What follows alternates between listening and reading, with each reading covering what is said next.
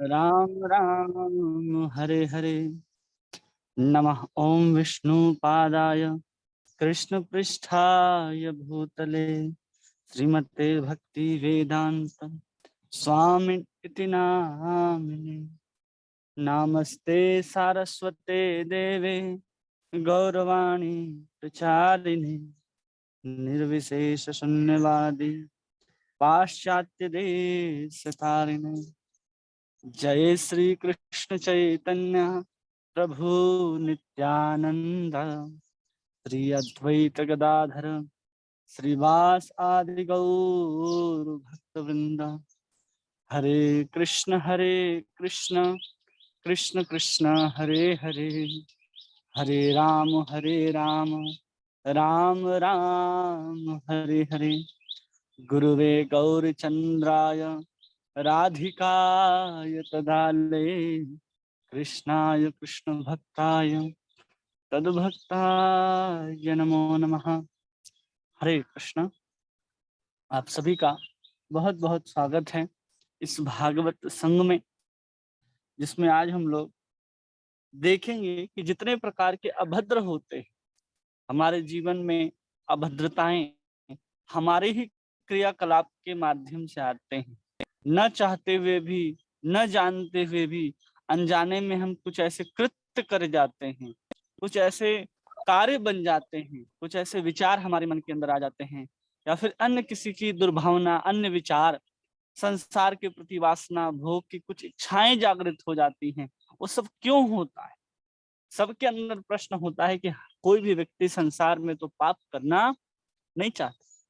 कोई भी व्यक्ति वो नहीं चाहता है कि हम पाप में लगें, लेकिन न चाहते हुए भी उसको जानता है कि इसका परिणाम जो होगा वो बहुत बुरा होगा। आगे चल करके हमें अन्य पशु की योनि में भी जाना पड़ सकता है, नरक आदि के कष्टों को भी भोगना पड़ सकता है। उसको जानने के बाद भी व्यक्ति जो है वो जबरदस्ती बलपूर्वक ऐसा लगता है कि उसे गलत कार्यों में लगाया जा रहा है। न चाहते हुए भी वो संसार के कार्य, भोग के कार्य, पाप प्रवृत्ति के कार्य को करता है। भगवत गीता में अर्जुन पूछते हैं भगवान कृष्ण से कि बलाधि नियोजत, कि न चाहते हुए भी लोग पाप कारणों में क्यों लग जाते हैं? तो भगवान कृष्ण उत्तर देते हैं, काम एषः क्रोध एषः रजोगुण समुद्भव। कि काम और क्रोध जो है उसके कारण व्यक्ति पाप में प्रवृत्त होता है, जिसका प्रमुख कारण है रजोगुण। काम ऐसा क्रोध ऐसा रजोगुण समुद्भव महाशनो महापापमा विधि एन वैरिणम। ये सबसे बड़ा वैरी है किसी भी जीव का रजोगुण में होना। कोई भी व्यक्ति संसार में है और उस संसार में रह करके अगर रजोगुण में निवास कर रहा है तो काम और क्रोध के वशीभूत होकर के वो न चाहते हुए भी, अनजाने में चाहे जानबूझ करके जैसे भी हो, वो पाप में प्रवृत्त हो ही जाएगा। इसको याद रखना होगा। इस श्लोक को तीसरे अध्याय के शायद 39वां नंबर का श्लोक है, 29 से 39वां, जिसमें भगवान कह रहे हैं कि रजोगुण महा पापमा विधि एन वैरिणम, वो सबसे बड़ा कारण है। और महापापमा, वो महापाप का कारण है क्या है? रजोगुण है। उस रजोगुण से जब हम लोग निकल जाते हैं, हम अपने अंदर रजोगुण के स्वभाव को कैसे देख सकते हैं? हम देखते हैं कि किसी भोग की वासना जिसकी ज्यादा है, तृष्णा बहुत अधिक है, अधिक अधिक मेहनत कर रहा है, वो दिन रात जागता है, 12 बजे तक सोता है, दिन में 8 बजे तक जगता हो, तो ऐसे व्यक्ति को रजोगुणी कहा जाता है। तमोगुणी तो रात को 9 बजे सो जाएगा और रात को सुबह 8 बजे उगेगा, जगेगा। लेकिन एक रजोगुणी व्यक्ति है, रात को 12 बजे सोएगा, लेकिन वो जगेगा भी देरी से, क्योंकि उसको क्या है, कुछ पाने की, कुछ लाने की, कुछ हासिल करने की उसके अंदर एक जुनून सा रहता है कि हम सब कुछ प्राप्त कर लें।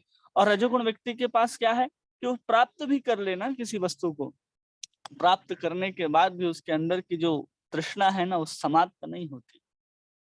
ऐसे ही जब पाप में प्रवृत्त होता जाता है तो रजोगुण के कारण जो उत्पन्न हुआ काम है, तमोगुण से भी काम उत्पन्न होता है, सतोगुण से भी काम उत्पन्न होता है।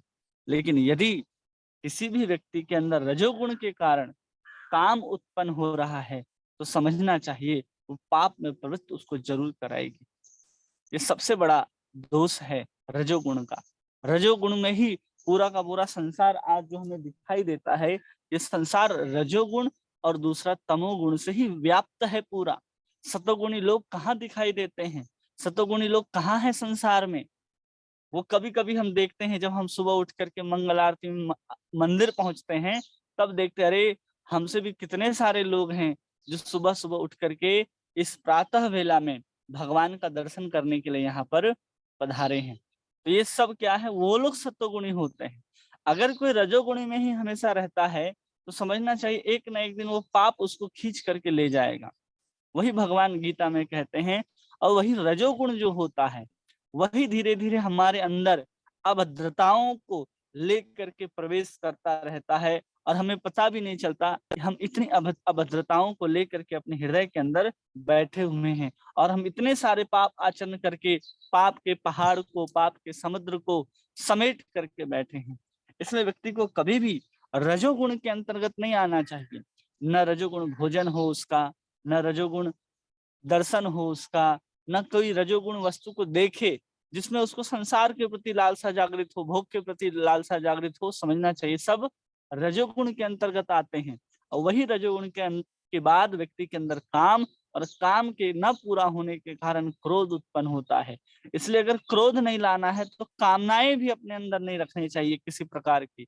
कामनाएं होंगी, पूरी नहीं होने के कारण क्रोध तो आना ही है। क्रोध आएगा, हम कुछ इधर उधर के कार्य को कर देंगे, किसी को कुछ कह देंगे, बोल देंगे, तो सब पाप के भागीदार हम बनेंगे। और सब कुछ उत्पन्न होता है केवल रजोगुण के कारण। इसलिए व्यक्ति को हमेशा भोजन सात्विक, आहार सात्विक, विहार सात्विक, वस्त्र सात्विक, वातावरण सात्विक रखने का प्रयास करना चाहिए। जब तक हमने जीवन में रजोगुण को प्रभाव को कम नहीं करेंगे, तमोगुण के प्रभाव को कम नहीं करेंगे। तमोगुण का क्या है कि कोई भी कभी भी निद्रा में रहता है तो समझना चाहिए कि वो तमोगुण के स्वभाव में, वो कभी भी कुछ भी काम कर रहा है तो समझना चाहिए तमोगुण के प्रभाव में बेचारा चल रहा है।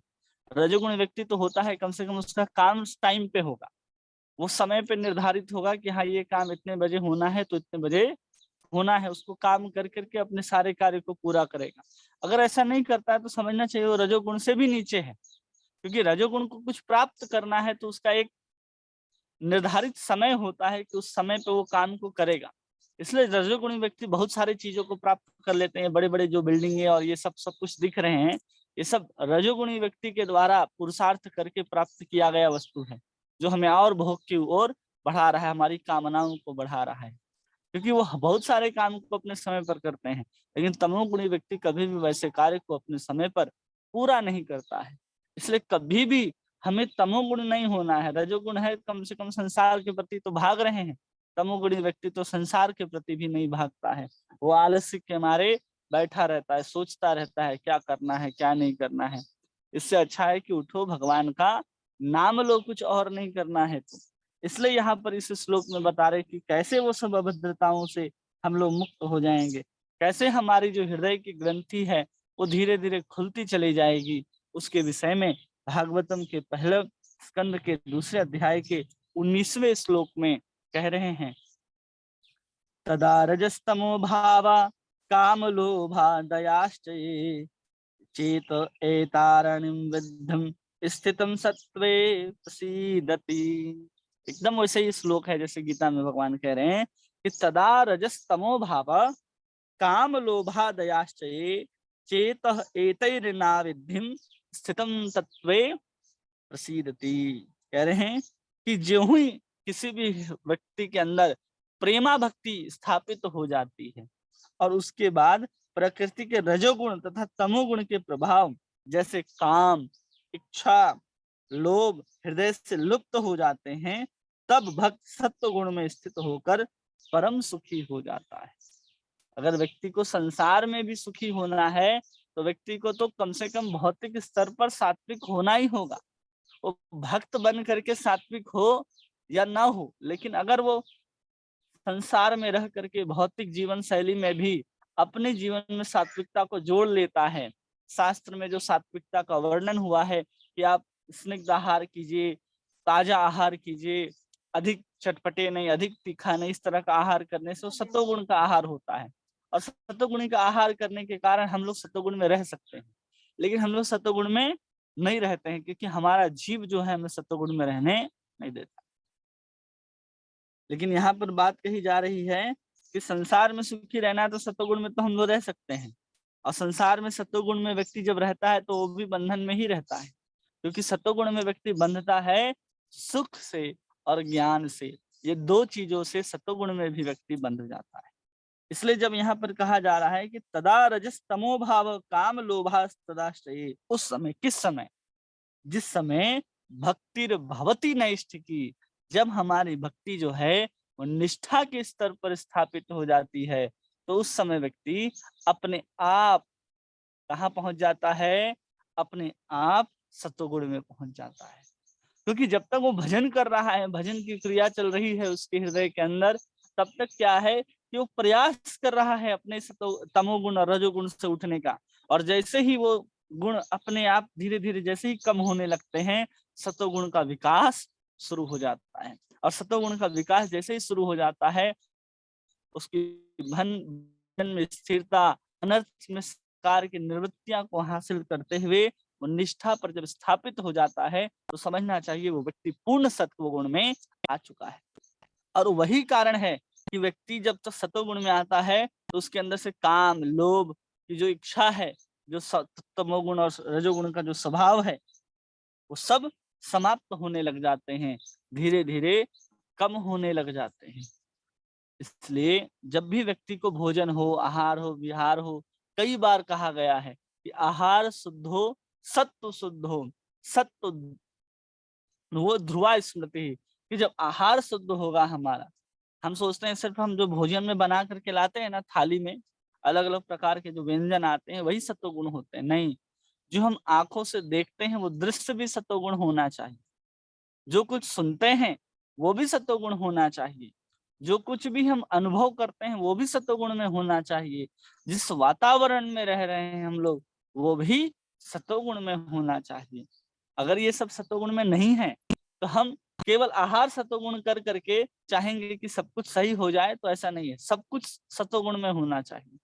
चारों तरफ व्याप्त जो होना चाहिए वो सत्वगुण का जो तरंग है वही उठना चाहिए। जब हम मंदिर में प्रवेश करते हैं तो मंदिर में पूर्ण सात्विक वातावरण होता है।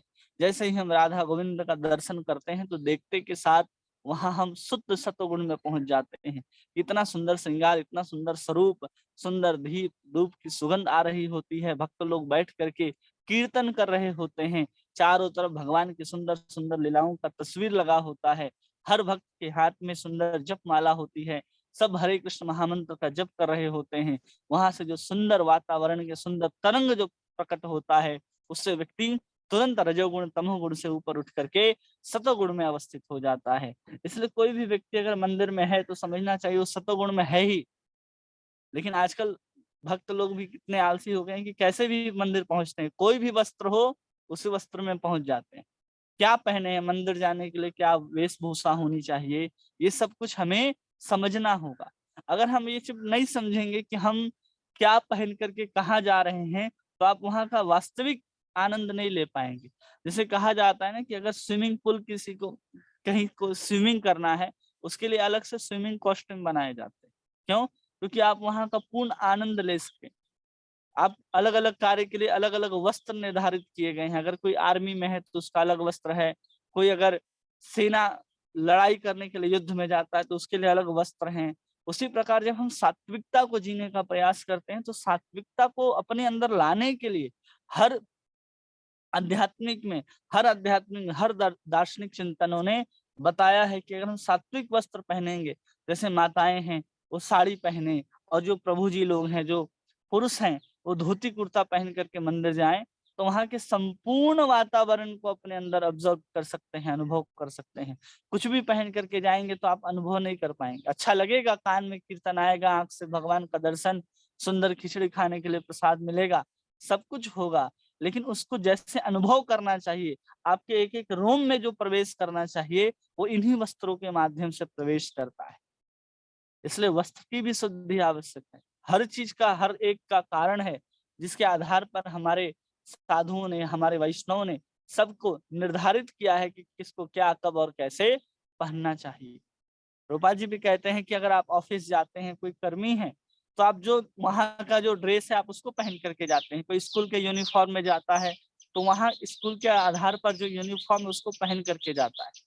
और जैसे ही वैसे ही प्रभुपाद जी ने बताया कि जैसे ही आप मंदिर आते हो तो कम से कम धोती कुर्ता, सुंदर तिलक, कंठी माला, जप माला लेकर के जब मंदिर में आओ तो लगता भी है कि हाँ, हमारे गले में बीड बैग लटका है, तो किसी और को देख करके हमारा हाथ भी इसके अंदर प्रवेश कर जाए, हम भी 2-4 माला कर लेते। ये सब वहाँ का प्रभाव होता है। तुरंत वहां जा करके सब कुछ छोड़ने का मन करता है। जब नए नए भक्त होते हैं ना, लोग आते हैं तो तुरंत वहां इतना शांति मिलता है, सब कुछ छोड़ करके यहाँ रह जाए। किसी ब्रह्मचारी को पकड़ करके तुरंत पूछते हैं, अरे हमको भी सब कुछ छोड़ना है, हमको भी साधु बनना है। ऐसा उनके अंदर भावना, वैराग्य आ जाता है। तुरंत तुरंत वो सत्वगुण में आ जाते हैं। काम, क्रोध, लोभ, मोह सब समाप्त हो जाता है। वो सत्वगुण वातावरण में प्रवेश करते ही ऐसा दिव्य परिवर्तन को हम अपने जीवन में भी कई बार अनुभव कर चुके हैं। तो सब कब होगा? जब हम लोग कहे कि कल के श्लोक में भगवती उत्तम श्लोके भक्ति भवती नैष्ठिकी, जब भक्ति जो है निष्ठा के ऊपर स्थापित हो जाएगी, मतलब निरंतरता जब चलती रहे नाम की, चिंतन की, तो समझना चाहिए हम धीरे धीरे अपने अंदर रजोगुण और तमोगुण को भी कम कर रहे हैं। वो अपने आप कम हो जाएगा। केवल और केवल कृष्ण कथा को हम रोज सुनेंगे, रोज श्रवण करेंगे, अपने आप हमारे अंदर से कुछ भी बुरा चिंतन हो, कुछ भी बुरा कार्य हो, तो तुरंत ऐसा लगेगा कि नहीं, ऐसा नहीं करना चाहिए, ये गलत है। तो तुरंत आप उसके ऊपर अपनी प्रतिक्रिया को व्यक्त कर सकते हैं। अन्यथा आप वैसे ही प्रतिक्रिया को देते चले जाएंगे और काम और लोभ के चक्कर में, काम और मोह के चक्कर में हम लोग फंसते चले जाएंगे। और उसके बाद करें, इधि एन एतार विद्धिम स्थितम सत्वे प्रसीदति, और शुद्ध सतोगुण में स्थित हो जाता है। कब? जेहू हृदय के अंदर अटल प्रेमा भक्ति स्थापित होती है, अटल रूप से। वो निष्ठा का मतलब ही है कि आप अटल रहें, हिले नहीं, एक क्षण के लिए भी आपका मन इधर उधर ना हो, किसी अन्य का आश्रय ना हो, किसी अन्य देवी देवता को तो छोड़ो, कृष्ण के अतिरिक्त किसी भी क्षण हम कृष्ण को छोड़े ही नहीं। जब छोड़ेंगे ही नहीं तो जाएंगे कहाँ? इसलिए छोड़ने की बात नहीं हो रही। इसलिए यहाँ पर प्रभुपाद जी कहते हैं कि अटल, ऐसे अटल होना चाहिए। क्या अटल होना चाहिए? यहाँ शब्द है चेतः, इसका मतलब होता है मन या फिर हमारी चेतना। क्या होना चाहिए? बिना प्रभावित हुए स्थिर होनी चाहिए कृष्ण के ऊपर। चेतः एतारेण विद्धिम स्थितम, कहाँ स्थित हो भाई? हमारी चेतना स्थित हो कृष्ण के सुंदर चरणों के ऊपर, कृष्ण के सुंदर नाम के ऊपर, कृष्ण के सुंदर लीला के ऊपर, कृष्ण के सुंदर चरित्र के ऊपर। जब हमारा चित्त, हमारा मन जो स्थित हो जाएगा, तो कहते हैं सत्वे प्रसीदति, व्यक्ति तुरंत सतोगुण में स्थापित हो जाएगा। तात्पर्य, प्रभुपाद जी तात्पर्य में कह रहे हैं,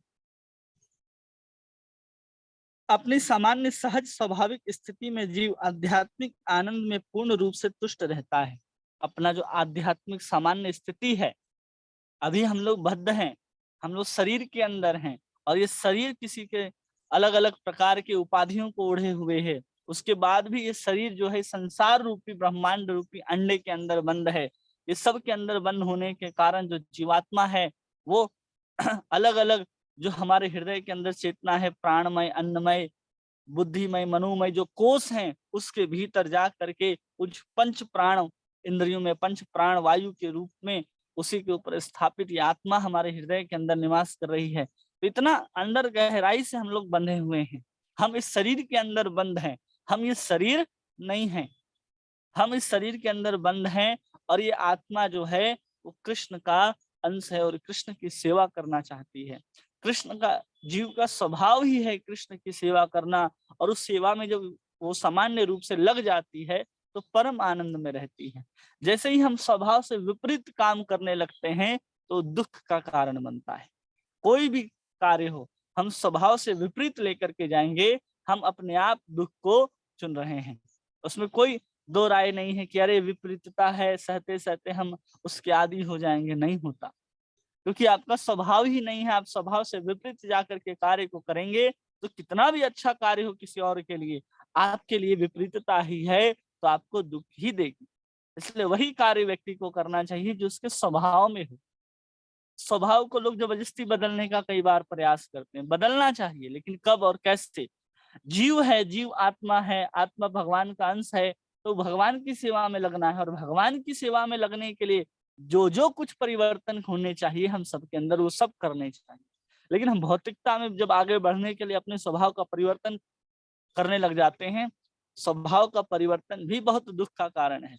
गीता में तो भगवान कह दिए कि अपने स्वभाव के अनुसार ही कर्म करो, जरूरी नहीं है कि तुम बदलो। तुम मत सोचो कि हमारा कर्म अच्छा है बुरा है, जो स्वभाव है उस स्वभाव में ही तुम कर्म करो। केवल कर्म करते हुए अगर तुम उसको समर्पित करोगे, मेरे लिए कर्म करोगे, मेरे चेतना से कर्म करोगे, तो उन कर्मों का जो पाप है वो तुम्हें नहीं लगेगा। ये सब कुछ उपदेश देते हुए भगवान समझा रहे हैं हम सबको गीता में। इसलिए हमें स्वभाव से विपरीत काम कर ही रहे हैं। कोई भी व्यक्ति बता दे कि हम संसार में सुखी हैं, चाहे वो जो भी कार्य कर रहा हो, एक भी व्यक्ति संसार में कि वो जो कार्य कर रहा है उस कार्य से खुश है। वो कार्य को इसलिए कर रहा है क्योंकि उस कार्य को करने से उसको कुछ धन की प्राप्ति हो रही, कुछ ना कुछ व्यक्ति वहां से प्राप्त कर रहा है, इसलिए वो वहां पर सुख का अनुभव करता है। वास्तविक में वो कार्य को करते हुए कभी भी प्रसन्न नहीं होता, चाहे कोई भी कार्य हो, चाहे डॉक्टर हो, आईएएस हो, आईपीएस हो, चाहे इंजीनियर हो, कहीं का मैनेजर हो, बैंक में हो, कुछ भी कर रहा हो, उस कार्य को करते हुए कभी भी वो सुखी नहीं होता, क्योंकि उस शरीर के कार्य को कर रहा है और शरीर प्रकृति के द्वारा निर्मित है और इस प्रकृति में, संसार में भगवान ने कभी भी सुख को डाला ही नहीं। भगवान ने कहा है कि दुखालयम अशाश्वतम, इस संसार में दुख ही दुख है, कुछ भी कर लो सुखी नहीं हो सकते, क्योंकि पूरा का पूरा प्रभाव जो है प्रकृति के अंदर वो रजोगुण और तमोगुण से व्याप्त है और हम सबको उठना है सतोगुण तक, तब जाकर के हम संसार में कुछ सुख का अनुभव कर सकते हैं। वो कैसा सुख होगा? दुख का कम होना ही संसार में सुख है, कोई अलग से सुख नहीं आता। आपने देखा है कि अलग से सुख ला करके दिया गया? नहीं हुआ, आज तक कभी किसी को नहीं हुआ कि अलग से सुख आपके जीवन में आया हो। जब भी आप देखेंगे तो तमाम तरह के दुख हैं, उनकी जब निवृत्ति होने लगती है तो वही सुख के रूप में हमें प्रतीत होने लगता है, अनुभूत करने लगते हैं हम। वास्तविक संसार में किसी प्रकार का सुख तो है ही नहीं। अगर किसी ने बहुत दो चार लाल लाल मिर्चा उठा करके खा लिया हो और मिर्ची खाने के बाद उसको बहुत तीखा लग रहा हो, अब तीखा लग रहा हो तो पानी पानी पानी करेगा, अब पानी पानी करेगा, चीनी चीनी करेगा, अब उसको खाने के बाद क्या होगा? वो जो तीखापन है वही समाप्त होगा ना। अब वही तीखापन का समाप्त होना वो सुखी समझता है, जबकि मिर्चा खाने के पहले वो सुखी ही था, लेकिन मिर्चा खाने के बाद वो दुखी हुआ है। उसी प्रकार हम संसार में आने से पहले सुखी ही थे, अब संसार में आने के बाद दुखी हैं। जैसे ही संसार हमारे जीवन से चला जाएगा, हम अपने जीवन के उस वास्तविक प्लेटफॉर्म में, उस वास्तविक दशा में आ जाएंगे जहां हम पूर्ण सुखी थे। हम जीवात्मा हैं, जिसको कहा जाता है ना चेतन अमल सहज सुख राशि। ये जो हम हैं वो सहज रूप से सुख के राशि हैं, भंडार हैं, चेतन अमल सहज सुख राशि। उसके बाद भी हम लोग संसार में लगे पड़े हैं कि हम सुखी हो जाएं, सुखी हो जाएं। संसार को इकट्ठा करके कोई व्यक्ति सुखी नहीं हो सकता। संसार की सामग्री आपको सुविधा दे सकती है लेकिन सुख कभी नहीं दे सकती। ये बहुत बड़ा हमें भ्रम होता है कि हम ये वस्तु प्राप्त कर लेंगे, ये वस्तु, ये स्त्री, ये पुरुष, ये फलाना, ये सब कुछ प्राप्त, अरे सब सुविधा है आपके लिए। कोई कहीं जाने के लिए वाहन खरीदता है तो उसको सुख थोड़ी मिलता, सुविधा मिला उसको। अब उस सुविधा के माध्यम से वो समझने लगता है कि हम सुखी हो गए। पहले धक्का मुक्का करते हुए जाता था कहीं, अब अपनी गाड़ी से जाता है, अपने प्राइवेट जेट से जाता है, बस इतना ही है, सुविधा हो गया उसको। सुख जो है उसको प्राप्त नहीं हुआ। सुख तो अपनी स्थिति में हमें प्राप्त होगी, जब हम अपनी स्थिति के अनुसार अपने अनुकूल सेवा करेंगे, अपने अनुकूल भाव से कार्य करेंगे। हमारा अनुकूल भाव ही क्या है?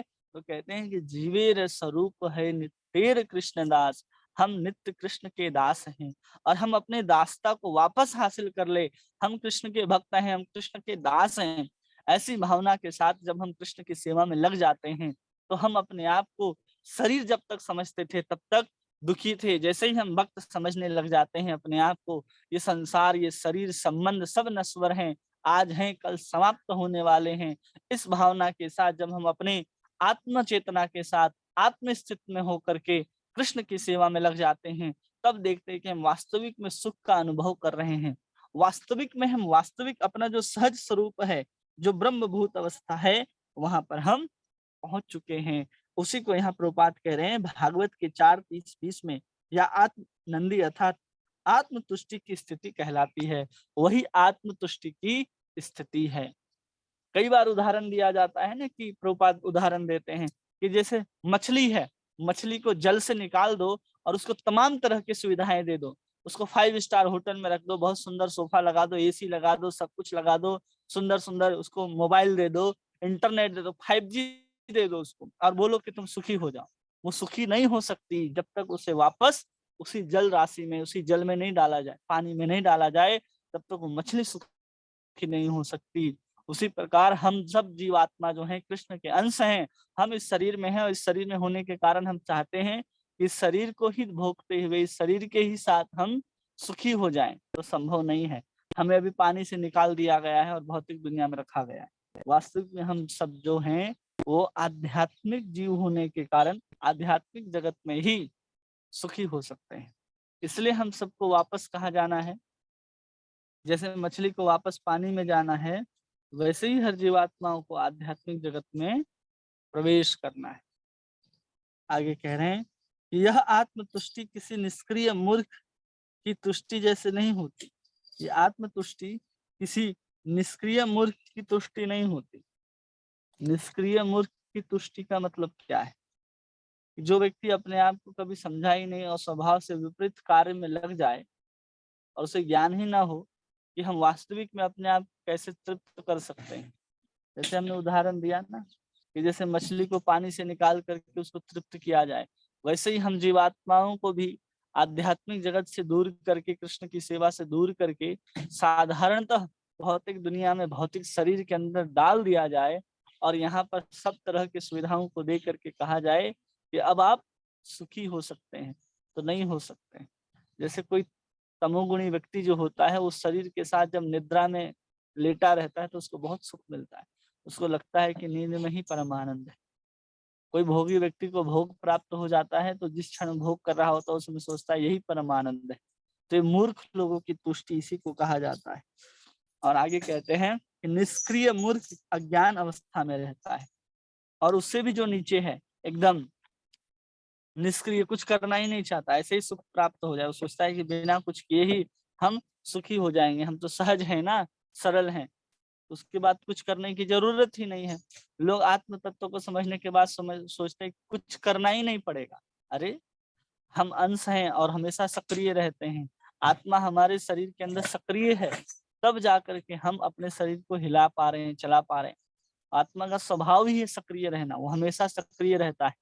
चेतन के रूप में सक्रिय हो, विचार के रूप में सक्रिय हो, वो हमेशा सक्रिय रहता है। और उस आत्मा को जब चिन्मय देह प्राप्त हो जाएगा तो सोचिए कितना वो सक्रिय रहेगा। इस देह के साथ जो कृष्ण भक्त हैं वो कितनी सेवा करते हैं, कितना उछल उछल करके कीर्तन आदि करते हैं, प्रचार करते हैं, ग्रंथ आदि वितरण करते हैं। ये सब कुछ वो करते जाते हैं इसी शरीर के साथ। फिर वो बाद में उनका शरीर शिथिल हो जाता है तो थोड़ा सा उदास पड़ जाते हैं कि हम कृष्ण की सेवा नहीं कर पा रहे। लेकिन उन्हीं जीवात्माओं को जब सुंदर देह सच्चिदानंद देह मिलेगा तो सोचिए कितने उत्साह के साथ, कितने प्रेम के साथ सेवा कर सकते हैं। तो सक्रिय रहते हैं। निष्क्रिय व्यक्ति जो है, जो सोचता है कि कुछ नहीं करना पड़ेगा और सब प्राप्त हो जाएगा, वो समझना चाहिए अज्ञान है, वो अज्ञानता में। किंतु आत्मतुष्ट, आत्मानंदी इस भौतिक जगत से परे होता है। जो आत्मतुष्ट व्यक्ति है वो इस भौतिक जगत से परे होता है। सिद्धि की यह अवस्था अटल भक्ति में स्थित होते ही प्राप्त हो जाती है। कोई अगर अगर जैसे ही अनर्थ निवृत्ति के स्तर को पार करके निष्ठा के स्तर पर स्थापित हो जाएगा तो धीरे धीरे अपने आप वो आसक्ति भाव और प्रेम की ओर अग्रसर तुरंत खींचा जाएगा। तुरंत मतलब बहुत ज्यादा समय नहीं लगेगा उसको। जैसी अनर्थ निवृत्ति होती है तुरंत कहते हैं कि वो अपने निष्ठा को, रुचि को, आसक्ति को, भाव को और प्रेम को प्रकाश में ला सकता है। उसमें बहुत ज्यादा समय नहीं लगता। जो कुछ भी समय लगना है, श्रद्धा से लेकर के अनर्थ निवृत्ति तक ही समय लगना है। उसके बाद तो अपने आप सब आसानी से हम उस चीज को प्राप्त कर सकते हैं।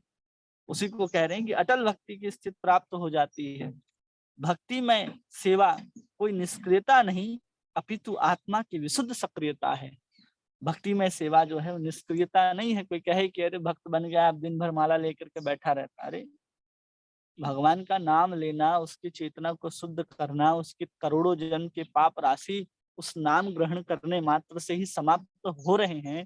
तो जितनी विचलता, जितनी विकलता उस जीव को होती है, वो संसार के अन्य कार्यों में लग करके व्यक्ति उतना विकल नहीं हो पाता। संसार के भोगों में लग करके तो माया जैसे एक एक चीज को हम इकट्ठा करते जाते हैं ना। जैसे कोई उदाहरण के लिए देखिए कि कोई कूड़ा जो चुनता है, जो कूड़ा पहली बार चुनने के लिए गया होगा, अब उतनी गंदगी में वो पैर रखने से पहले भी संकोच करता होगा, अरे इसको चुनना होगा, इतना दुर्गंध इतना व्याप्त है। अब धीरे धीरे क्या हो जाता है, वो इतना कूड़ा इकट्ठा कर लेता है, ऐसा आदत बन जाता है कि वो कूड़े के पहाड़ के ऊपर भी चढ़ करके उसको किसी प्रकार की नाक में रुई लगाने की आवश्यकता नहीं पड़ती। वो आराम से वहां कूड़े को चुन चुन लेता है। उसी प्रकार हम जब संसार में भोग को लगे रहते हैं, भौतिक कामनाओं को इकट्ठा करने में लगे रहते हैं, तो शुरू में आत्मा भी संकोच करती थी कि हम क्यों जाएं। लेकिन ऐसा वातावरण, ऐसा कलयुग का प्रभाव है कि हम स्वभाव से भी ऐसे प्रतीत होने लग जाते हैं, ऐसे सोचने लग जाते हैं कि सब वही कर रहे हैं, हम उसी कार्य में लग जाते हैं। लेकिन जैसे ही कोई कृष्ण का नाम लेने लग जाता है, तब लगने लगता है, अरे ये तो कुछ गड़बड़ हो रहा है। लोग देख नहीं पाते, लोगों को कूड़े के ऊपर रहने का आदत हो गया है, कचड़े के संसार में रहने का आदत हो गया है, जहाँ चारों तरफ काम, क्रोध, लोभ, मद, मात्सर्य की बदबू आते रहती है। लोग मरते सड़ते गलते रहते हैं उसी कामनाओं में, उसी भोग में, उसी नाली के कीड़े जैसे समान रहते हैं। और उसमें कोई व्यक्ति जब नाम लेने लग जाता है तो बहुत कठिन कार्य है। हम कहाँ बैठ कर के किस विपरीत परिस्थिति में भी अपने स्वभाव के अनुकूल जब आचरण करने लग जाते हैं, तो संसार और माया जो है, प्रकृति जो है, वो डर जाती है कि अब भक्त तो, अब ये जो व्यक्ति है अब तो गया, ये तो भगवान के शरण में चला गया। तब माया देवी हम लोगों की परीक्षा लेना शुरू करती है कि ये भगवान के धाम जाना चाहता है, भगवान की भक्ति करना चाहता है, तो वास्तविक में इसके अंदर उतनी श्रद्धा है, उतनी आकांक्षा, उतनी लालसा है जितनी होनी चाहिए। तो बार बार माया आकर के उसको परेशान करती है, कभी पति के रूप में, कभी पुत्र के रूप में, कभी पिता के रूप में, कभी भोग के रूप में, कभी पद के रूप में, कभी रुपये के रूप में, कभी पैसे के रूप में। इन सब रूपों में देखती है कि ये सब प्राप्त होने के बाद, इतने गालियां पड़ने के बाद भी वो भजन करता रहता है या नहीं करता रहता है। कर रहा है तो समझना चाहिए कि उसकी निष्ठा जो है वो आ चुकी है।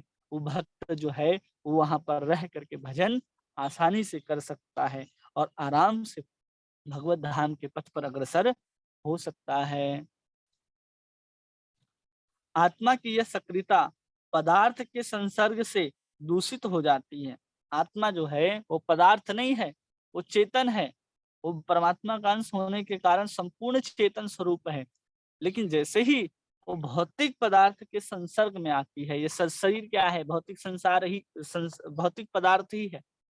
जैसे हम बता रहे थे कि जैसे बादल से छूटा हुआ जो बूंद है, वो जैसे ही धरती में गिरता है, तो जब तक वो हवा में रहता है, बादल से छूटने से धरती पे स्पर्श होने के पहले वो एकदम बिल्कुल सब स्वच्छ जल होता है। और जैसे ही भूमि को स्पर्श करता है, भूमि के धूल, मिट्टी, कण आदि सब उसमें लिपट जाते हैं।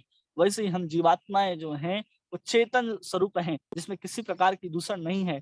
बस वो केवल बाहर से ऐसे हमारे कवरिंग के रूप में, एक आवरण के रूप में ये भौतिक पदार्थ जो है हमें दूषित कर देते हैं। उसके फलतः क्या होता है, काम, इच्छा, लोभ, निष्क्रियता, अल्पज्ञता तथा निद्रा के रूप में रुग्ण कार्यकलापों का उदय होता है। नहीं तो आत्मा न सोती है, ना आत्मा न जागती है, ना आत्मा को भूख लगती है, ना आत्मा को प्यास लगती है, ना आत्मा कर्म करती है। आत्मा सिर्फ भगवान कृष्ण की सेवा में निमग्न रहती है, कृष्ण का चिंतन करती है। लेकिन जैसे ही वही आत्मा इस भौतिक शरीर के संसर्ग में आकर के संसार में कार्य करने लग जाती है, तो पूरा का पूरा संसार जो है वो तीनों गुणों के बंधन से बंधा हुआ है, रजोगुण, सतोगुण और तमोगुण।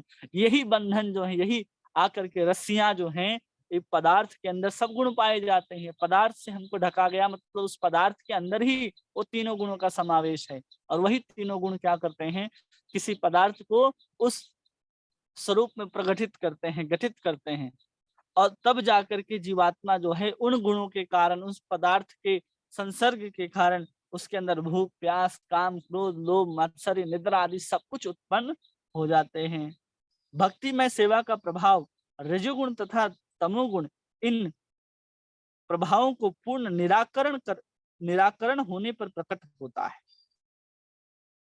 भक्तिमय सेवा का जो प्रभाव है, अगर कोई तमोगुण में रहे और रजोगुण में रहे और सोचे कि हमारे जीवन में जो हम भक्ति कर रहे हैं उसका प्रभाव दिखाई क्यों नहीं पड़ता, अरे नहीं दिखाई देगा। साफ साफ कह दिया गया कि भक्ति से मय सेवा का प्रभाव रजोगुण तथा तमोगुण, इन प्रभावों के पूर्ण निराकरण होने पर ही प्रकट होता है। अगर कोई कहे कि हम भक्ति कर रहे हैं और हमें आनंद चाहिए, ये चाहिए, वो चाहिए, सब मिलेगा, लेकिन उसका शर्त यही है कि आप अपने भक्ति को कभी सतोगुण मत बनाइए, रजोगुण और तमोगुण मत बनाइए। हम निद्रा में अगर नाम लेते हैं तो तमोगुण नाम है। निद्रा में आलस्य के साथ हम मंगल आरती में उठ रहे हैं और आलस्य के साथ कृष्ण के लिए भोग बना रहे हैं, तो समझना चाहिए आपकी भक्ति अभी भी तमोगुण है। आप कुछ कामना के साथ, कुछ जिज्ञासा के साथ अगर भगवान की सेवा कर रहे हैं तो आपकी भक्ति रजोगुण है। जब आप कृष्ण की सेवा कर्तव्य मान करके कर रहे हैं कि करनी चाहिए तो आपकी भक्ति सतोगुण है। लेकिन जैसे ही आप कृष्ण को प्रेमी, अपना संबंध अपना को स्थापित करके प्रेम भाव से जब सेवा कर रहे हैं, तब समझना चाहिए आप तीनों गुणों से ऊपर की भक्ति को प्राप्त कर लिए हैं, जो पूर्ण शुद्ध भक्ति कहलाती है, जिसको कहते हैं अन्य अभिलाषिता संयम ज्ञान कर्माद्यानावृतम आनुकूल्येन कृष्णानुशीलम भक्ति उत्तमा, जिसमें आपकी कोई भी अभिलाषा नहीं रह जाती, किसी प्रकार का ज्ञान कर्म कुछ नहीं रह जाता, अनुकूल भाव से हम कृष्ण की सेवा में लग जाते हैं, वही श्रेष्ठ भक्ति कहलाती है। वो कब होगा? जब हम अभी तमोगुण और रजोगुण वाली भक्ति कर रहे हैं, किसी के बोलने से हम कोई भक्ति को कर रहे हैं, तो विधि भक्ति के अंतर्गत हम लोग चल रहे हैं, उसको भी हम कर रहे हैं, न चाहते हुए भी हम उठ रहे हैं, कर रहे हैं, तो समझना चाहिए वो वही भक्ति अभी तमोगुण और रजोगुण के अंदर है। और वही भक्ति जब तमोगुण रजोगुण से ऊपर उठ करके हम सात्विक भजन करने लगेंगे, शुद्ध रूप से। सात्विक भजन क्या होता है? दिन के 12 बजे कृष्ण का नाम लेना सात्विक भजन थोड़ी है। सुबह ब्रह्म मुहूर्त में नाम लेना चाहिए, जो सात्विक बेला कहलाती है। ब्रह्म मुहूर्त में अगर हम नाम लेंगे तो समझना चाहिए कि हमारा भजन जो है सात्विक हुआ। क्योंकि हम कहते हैं कि हम 24 घंटे कभी भी नाम ले सकते हैं, हाँ ले सकते हैं, लेकिन उस समय आपका स्वभाव, आपका जो मन है वो ऐसा नहीं रह जाता। क्योंकि जैसे जैसे सूर्य ऊपर चढ़ता जाता है, अलग अलग गुणों का प्रभाव बढ़ता जाता है और रात्रि में पूर्ण रूप से तमोगुण व्याप्त रहता है। उस निद्रा की अवस्था में आप नाम लेंगे, नींद भी आ रहा है और बोलेंगे कि माला 4 बाकी है, 5 बाकी है, तो तमोगुण की भक्ति। इसलिए प्रयास करना चाहिए कि सुबह हमारी जो माला है वो पूर्ण हो जाए, ताकि हम रजोगुण और तमोगुण की भक्ति के प्रभाव से ऊपर रहें और हम भक्तिमय सेवा का प्रभाव अपने जीवन में देख सकें। तब भक्त तुरंत ही सत्वगुण में स्थित हो जाता है और वह उन्नति करता हुआ वासुदेव के पद या शुद्ध सत्व के पद पर उठने के को अग्रसर होता है।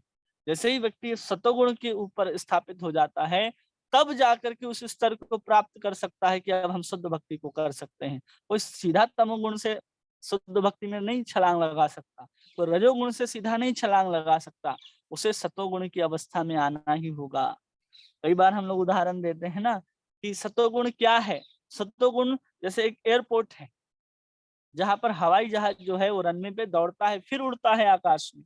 वैसे ही अगर कोई सत्वगुण की भक्ति कर रहा है तो समझना चाहिए वो अभी कहाँ पर दौड़ रहा है, एयरपोर्ट में दौड़ रहा है, उस हवाई पट्टी में दौड़ रहा है।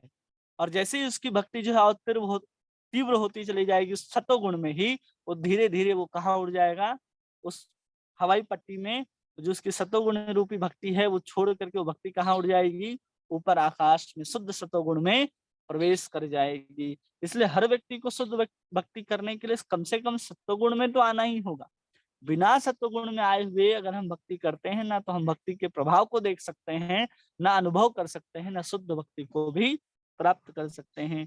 इसलिए हमें सत्वगुण में स्थित होकर के उस पद को प्राप्त करना होगा जिसको शुद्ध सत्व के पद पर उठने का अग्रसर होता है।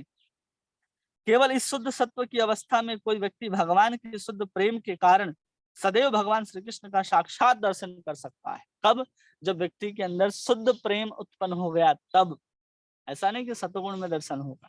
जब शुद्ध शुद्ध प्रेम जब आ जाए, उस सत्वगुण से ऊपर, तीनों गुणों से परे निर्गुणा भक्ति उसके अंदर आ जाए, अकिंचना भक्ति उसके अंदर आ जाए तो समझना चाहिए अब दर्शन कर सकता है। भक्त सदैव सत्व में रहता है, शुद्ध सत्व में रहता है। जो भक्त है, जो वास्तविक में भक्त है, वो हमेशा शुद्ध सत्व में रहता है, अतः किसी को हानि नहीं पहुंचाता। किंतु एक अभक्त चाहे कितना भी शिक्षित क्यों ना हो, वो सदैव हानिप्रद होता है। भक्त किसी को हानि नहीं पहुंचाता है, और जो अभक्त होता है वो कितना भी शिक्षित क्यों ना हो जाए, वो एमए कर ले, पीएचडी कर ले, डीलीट कर ले और क्या क्या होते हैं सब कर ले, लेकिन वो हानि हमेशा पहुंचाएगा अगर वो भक्त नहीं है तो। इसलिए अगर कोई भक्त है तो भक्त कैसा भी हो, पढ़ा लिखा ना हो, कृष्ण का नाम लेने के कारण उसके अंदर इतनी सहजता आ जाती है, इतनी सरलता आ जाती है, उसका स्वभाव इतना सात्विक हो जाता है कि किसी को कष्ट नहीं देता है। भक्त न तो अल्पज्ञ होता है न तो रजोगुणी होता है, कोई भी भक्त, क्योंकि पहले ही कह दिया गया कि वासुदेव कि जैसे ही हम भक्ति करते हैं तो हमारे अंदर क्या उत्पन्न हो जाता है, ज्ञान वैराग्य दोनों अपने आप हमारे साथ साथ चले आते हैं, हमारे पीछे पीछे चले आते हैं। तो कोई भी एक बार अगर कृष्ण की सेवा कर रहा है तो हमें अलग से ज्ञान प्राप्त करने की आवश्यकता नहीं रह जाती, अपने आप हमारे अंदर ज्ञान और वैराग्य जो है वो चले आते हैं। वो श्लोक है ना, वासुदेव भगवती भक्ति योग प्रयोजिता जनत्याशु वैराग्यम ज्ञानम च यद है तुफम, कि जैसे ही कोई भगवान की भक्ति करता है अपने आप उसके पीछे पीछे ज्ञान और वैराग्य जो है वो चले आते हैं। तो व्यक्ति भक्त है तो ज्ञान तो उसके पास अपने आप ही होगा, क्योंकि भक्ति का प्रथम अंग है श्रवण करना। और जब भी हम श्रवण करते हैं, अध्ययन करते हैं, तो उसके माध्यम से हम कृष्ण के बारे में, प्रकृति के बारे में, संसार के बारे में ज्ञान को ही ले रहे होते हैं। इसलिए भक्त कभी भी अल्पज्ञ नहीं होता, और दूसरा वो रजोगुणी नहीं होता। तमोगुणी तो छोड़ दीजिए, वो रजोगुणी भी नहीं होता, वो हमेशा सतोगुण में ही रहता है। वो हमेशा सुबह 4 बजे उठता है, शुद्ध सात्विक प्रसाद ग्रहण करता है, भगवान को भोग लगाता है, सब कुछ करता है, तुलसी की परिक्रमा देता है, भगवान का अर्चन करता है, भगवान की तमाम तरह की जो परिचर्याएं हैं सबको करता है। उसके वस्त्र सात्विक होते हैं, विचार सात्विक होते हैं, जो गीता भागवत आदि से भरे होते हैं उसके विचार। इसलिए भक्त हमेशा सतोगुण में होता है, रजोगुण में नहीं होता है। हानि पहुंचाने वाले अल्पज्ञ तथा रजोगुण व्यक्ति भगवत भक्त नहीं बन सकते। हानि पहुंचाने वाले, जो किसी के बारे में बुरा सोचता हो, और दूसरा कह रहे हैं कि अल्पज्ञ हो, जिसको कोई ज्ञान ना हो, अगर वो श्रवण नहीं करता किसी साधु के पास जाकर के, तो कभी भी भगवत भक्त नहीं बन सकता। कोई किसी को हानि पहुंचाने की अपने अंदर भावना को रखे और चाहे कि हम कृष्ण की सेवा करेंगे और कृष्ण को प्रसन्न कर लेंगे, ऐसा संभव ही नहीं है। यहाँ कह दिया गया कि हानि पहुंचाने वाले अल्पज्ञ तथा रजोगुण व्यक्ति भगवत भक्त नहीं हो सकते। कोई कंठी माला पहना हो, सुंदर तिलक लगाया, धोती कुर्ता पहन करके आ गया मंदिर में, लेकिन फिर भी उसके अंदर किसी की भावना है कि हम किसी को हानि पहुंचाएं, इसको दूर करें, इसको मंदिर से निकलवा दे, ये अच्छा नहीं कर रहा है, ऐसा उसके अंदर ये सब भावना चलती रहती है।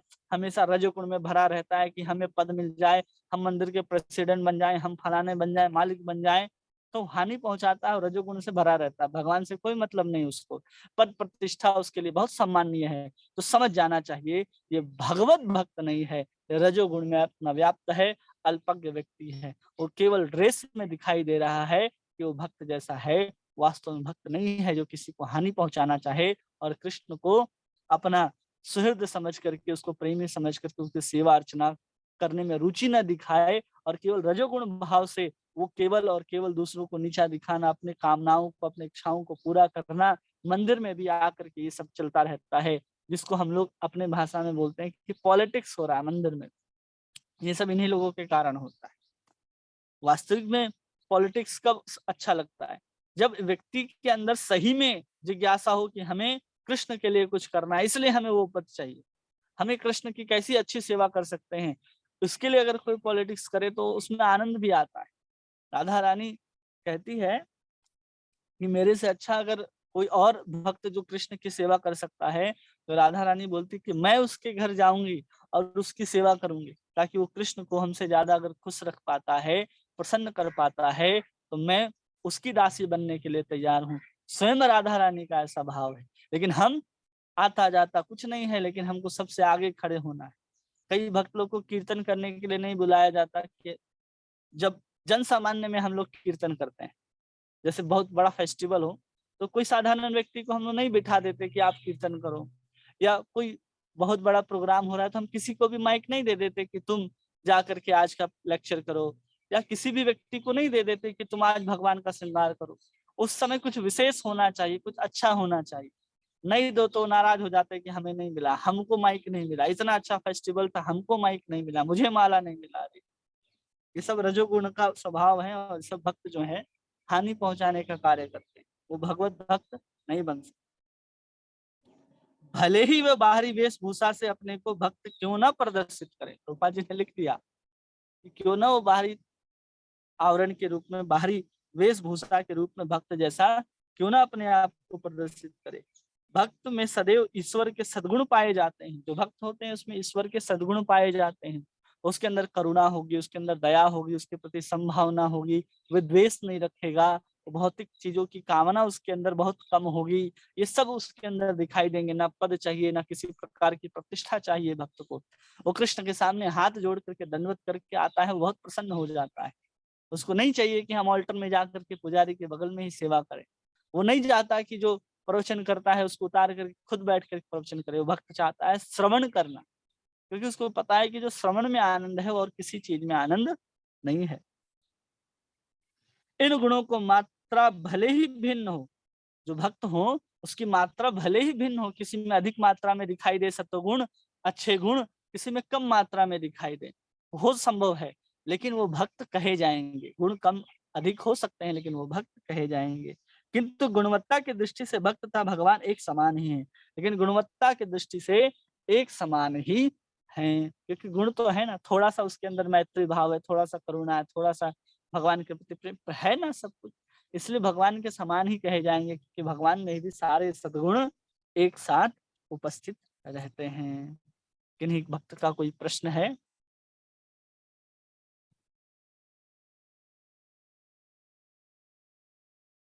हरे कृष्णा। किन्हीं का कोई प्रश्न? कोई प्रभु जी, कोई माता जी?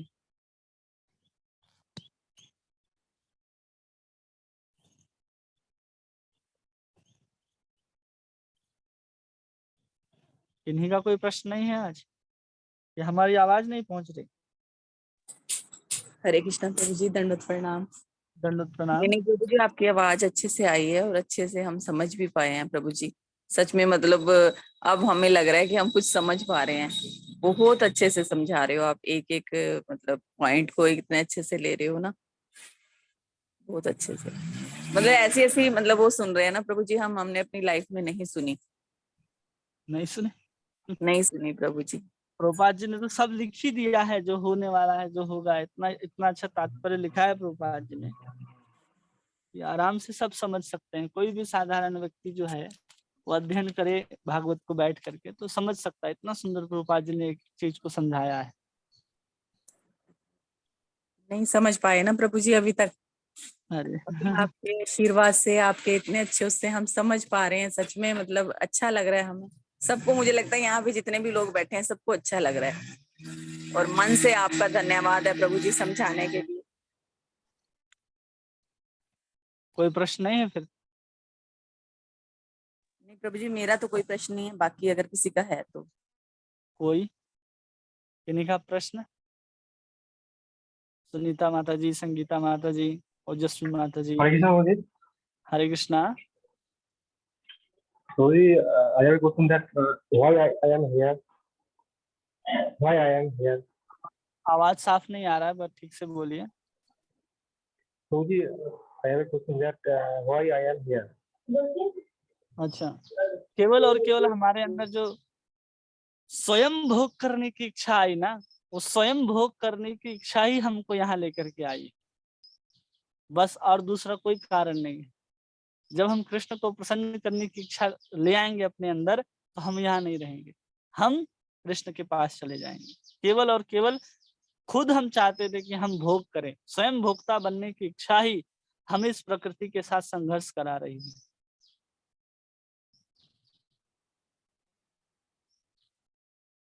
ठीक है? Okay, thank you. Hare तो और विनोद प्रभु, आपका कोई प्रश्न? मीनू माता जी, हरे कृष्णा, कम से कम बस इतना ये प्रभु बातें सुनने को सकती है, क्वेश्चन तो पूछने लायक नहीं करूँ, लेकिन जहाँ पर क्या? कुछ डाउट होगा मैं पूछूंगा, उतना हमको ज्ञान नहीं दे किसी को।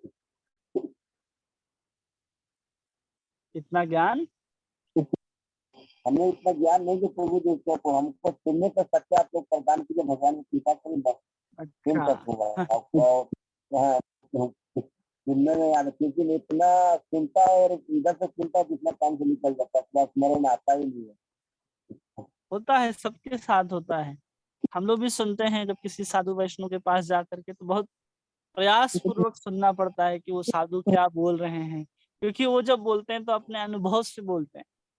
अब उनके अनुभव से जब बोलते हैं तो हमारे ऊपर प्रभाव भी पड़ता है, तो बहुत प्रयास करना पड़ता है वास्तविक में सुनने के लिए। सुनना भी एक बहुत बड़ा तपस्या की जैसे ही है। हर कोई बोलना चाहता है, सुनना कोई नहीं चाहता है आज के समय में। इसलिए सबके ऊपर ये है कि भक्ति भी है एक वो, और सुन बैठ करके सुनना वो तपस्या भी है। ठीक है, और किन्हीं का कोई प्रश्न? सुनीता माता जी, आज कोई प्रश्न नहीं है आपका? हरे कृष्ण प्रभु जी, धन्यवाद हरे प्रणाम कृष्णा, दंडवत प्रणाम।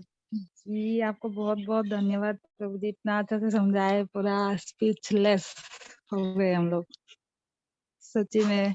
अभी सोच रहे कि कैसे हम रजोगुण से सतोगुण में चलेंगे। मेरे अंदर तो पूरा भरा पड़ा है रजोगुण। आपने जो जो एग्जांपल्स दिए हैं वो सब अपने जीवन में अप्लाई करने का कोशिश करेंगे, और ये वाला एपिसोड में बार बार रिपीट करके सुनूंगी। जी, जितना बहुत भी बहुत था मुझे लगता है सब वो मेरे लिए ही था। ऐसा नहीं है, सब कुछ हम लोगों ने अपने जीवन में अनुभव भी किया है। हम लोग भी देखते हैं कि हम लोग कब माला करते हैं तो कैसा अनुभव करते हैं, क्या है, तो सब होता है, सबके साथ होता है। जी प्रभु जी, बहुत बहुत नाम धन्यवाद प्रभु जी, हाँ माता जी। नाम प्रभु जी, हाँ बोलिए। आवाज जा रहा है मेरा? हाँ आ रहा है, कहिए। हाँ, हम रीता बोल रहे हैं। प्रणाम, हाँ दंडवत हाँ, प्रणाम। दंडवत प्रणाम। प्रभु जी, हम आपसे जुड़े, हमारे विनोद जी जुड़ाए हैं, हम जुड़े हैं तो हमको ये अच्छा लग रहा है। अच्छा लग और रहा है ना? हाँ, आपका कथा भी हम सुन रहे हैं प्रभु जी। और सुबह हम क्या कहते हैं, कार्तिक मास नहाते हैं तो सुबह उठकर पूजा पाठ भी कर लेते हैं, माला भी कर लेते हैं। एक माला तो रोज कर रही हूँ, लेकिन आज 2 माला की हूँ। आज सुबह ज्यादा पहले उठ गई थी, 2 माला की, उसके बाद आपकी कथा सुनी। उसके बाद हम टीचर है, स्कूल में जाती पढ़ाने के लिए, तो अभी जा रहे हैं बच्चे के साथ में स्कूल। स्कूल का भी समय हो गया ना? हाँ, स्कूल का भी समय हो गया। आपका कथा सुनते सुनते हम अपना सब तैयारी भी कर रहे थे। जो त्रुटियां होगी क्षमा कीजिएगा। नहीं, सब कोई वैसे ही करता है, क्योंकि किसी का वीडियो चालू नहीं होता तो लोग अपने अपने कामों में लगे ही रहते होंगे। काम में लगे ही रहते हैं, थोड़ा तैयारी करना पड़ता है, स्कूल हम हाँ जाते हैं।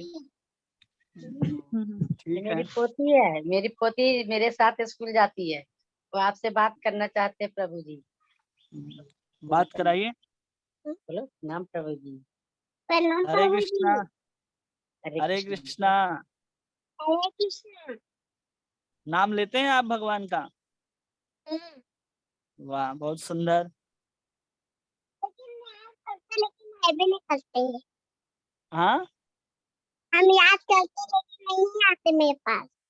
अरे हम नहीं आते, भगवान आज को याद आएंगे। करते हैं, कह दिए कि हम भगवान को याद करते, भगवान मेरे पास नहीं आते हैं। आएंगे आएंगे आएंगे, केवल याद करना है। उनको भी हम लोगों का याद आता है। जब उनको भी याद आ जाएगा ठीक से तो आ जाएंगे। वास्तव में हम ही लोग ठीक से याद नहीं कर रहे, वो तो हमेशा याद ही कर रहे हैं, हमारे साथ ही है भगवान। बोलते हैं ना, सुबह उठो मेरे साथ, नहाओ धो पूजा करो, तब ने भगवान जी मिलेंगे। भगवान जी। मिलेंगे मिलेंगे। हरे कृष्णा, हरे कृष्णा। हरे कृष्णा। नाम प्रभु जी, धन्यवाद नाम। दंडवत मैं प्रणाम। स्कूल जा रही हूँ। ठीक है। हरे कृष्णा। और कोई? नहीं। हरे कृष्णा प्रभु जी, दंडवत प्रणाम। दंडवत प्रणाम। प्रभु जी, जो जैसे आप हाँ आज अनर्थ निवृत्ति के बारे में बता रहे थे ना प्रभु जी, हाँ। जरा प्रभु जी मुझे ना ये अनर्थ निवृत्ति है ना, इसमें क्या फैक्टर आते हैं, मतलब क्या क्या चीजें हैं, कैसे कैसे इनको रिमूव करना है प्रभु जी? देखिए, सब सरल भाषा में अगर समझना है तो अनर्थ का मतलब होता है कृष्ण की सेवा में, कृष्ण का नाम लेने में जो कुछ भी बाधक है वो सबको दूर करना। सब कुछ, चाहे वो कुछ भी हो, यहाँ तक कि आपके पाप पुण्य भक्ति के द्वारा जो उत्पन्न, जो हमारे जो कोई भक्ति करने लगता है तो उसके द्वारा भी उसको ऐश्वर्य, मान सम्मान, प्रतिष्ठा प्राप्त होने लग जाते हैं, उन सबको भी वही भक्ति के माध्यम से दूर करना है। तो समझ जाइए अनर्थ में कितना कुछ आता है। आपकी करोड़ों जन्म के पाप, आपके करोड़ों जन्म के संस्कार, आपको उस समय जो जो कुछ प्राप्त होना है, सुख दुख, सब एक ही समय में आपको उस अनर्थ निवृत्ति के टाइम पर आपको सब कुछ भोग करके सब कुछ छूटना है। ऐसा स्थिति है वो। उसको जब हम लोग ये पढ़ेंगे ना माधुर्य कादम्बनी, तो उसमें विस्तार से बताएंगे कि कितने प्रकार के अनर्थ निवृत्तियां होती हैं, वो किस किस स्तर पर कितना भजन की तीव्रता होनी चाहिए तो वो अनर्थ निवृत्ति समाप्त होती है और कब तक चलती रहती है, वो सब कुछ हम लोग उसमें पढ़ सकते हैं। जिसको विश्वनाथ चक्रवर्ती ठाकुर ने लिखा है माधुर्य कादम्बनी, जिसमें उन्होंने श्रद्धा से लेकर के प्रेम तक के 9 स्तरों के ऊपर क्या क्या लक्षण घटित होते हैं, श्रद्धा क्या है, साधु संग क्या है, कैसे प्राप्त होता है, उसमें क्या क्या परेशानियां हैं, उसमें क्या क्या समस्याएं आती हैं, उसको क्या क्या बाधाएं आती हैं, कौन कौन सा स्तर आता है, ये सब कुछ उसमें वर्णन है। तो उसको हम लोग शुरू करेंगे, कुछ समय दीजिए। तो उस कोर्स में हम लोग डिटेल से समझेंगे कि अनर्थ निवृत्ति में क्या क्या आएंगे। ऐसे 5 प्रकार के अनर्थ होते हैं, मूलतः अगर समझ जाएं तो 5 प्रकार के अनर्थ कहे जाते हैं।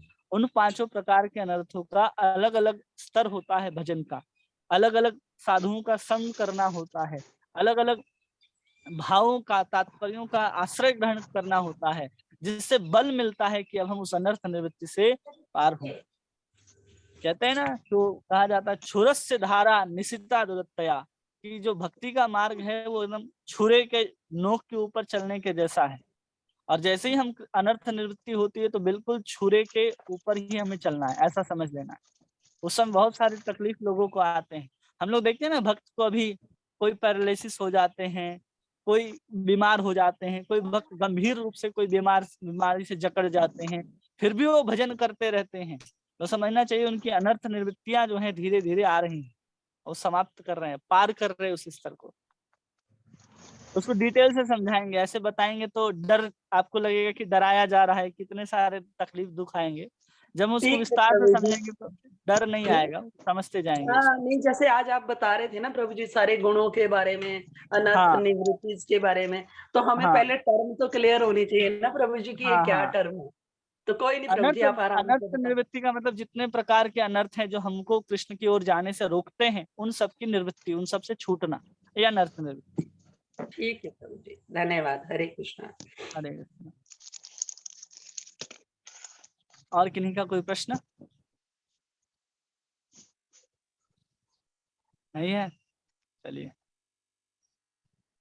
हरे कृष्णा कृष्ण कृष्ण हरे हरे, हरे राम राम राम हरे हरे। वाञ्छाकल्पतरुभ्यश्च कृपा सिन्धुभ्येव च पतितानां पावनेभ्यो वैष्णवेभ्यो नमो नमः। अनंत कोटि वैष्णव वृंद की जय। आप सब भक्त वृंदों की जय। श्री श्री गौर निताय भगवान की जय। श्री श्री राधा दामोदर भगवान की जय। श्रीमद् भागवत महापुराण की जय। श्रील प्रभुपाद की जय। आप सभी का बहुत बहुत धन्यवाद। हरे कृष्णा। हरे कृष्ण प्रभु जी, दंडवत हरे प्रणाम। कृष्णा, दंडवत प्रणाम। हरे कृष्ण। हरे कृष्णा। हरे कृष्णा प्रभु जी, दंडवत हरे प्रणाम। कृष्णा, दंडवत प्रणाम। हरे कृष्ण।